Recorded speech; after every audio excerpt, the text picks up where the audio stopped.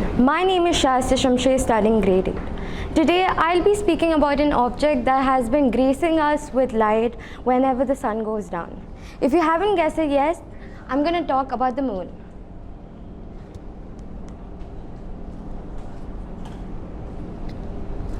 Well, I believe most of you already know what the moon is, but for the ones who don't, I've got you.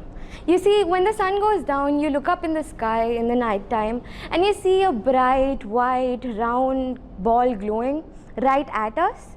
That's the moon. Its diameter actually spreads up to over 3,474 kilometers. So, for most of you, if you don't know, why is the moon called the moon when other moons of the solar system are named after something like Carlos, Phobos, Europa? Why is the Earth's moon just called the moon? That's because in the 16th century, people actually did not know that there were other moons existing in the solar system. They did not know that there were other moons orbiting the planets of our solar system.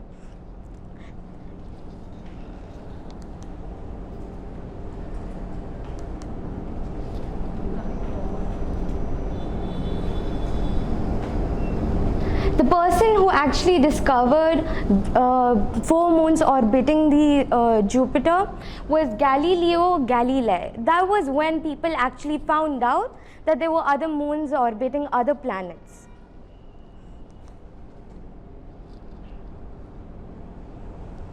Now, the moon being such a special and such a bright object of the solar system, it's not surprising for someone to wonder if they could own the moon. But that's not possible because the moon, alongside with other celestial objects, are protected by the Outer Space Treaty. Now, this treaty states that no nation can ever own a celestial object. Also, it also suggests that no matter whose national flag is planted on the lunar surface, it cannot own the moon. Last 10 seconds, dear. Yes, ma'am. So, what if there is no moon? What if the moon never existed? Well, there will be a few changes.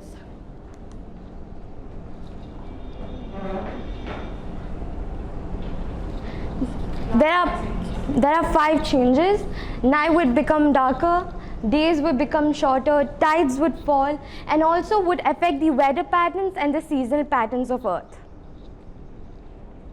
But we don't have to worry about that. That's probably going to happen after the Earth's extinction or the human race's extinction, or I'm talking about like 50 billion years away from now on.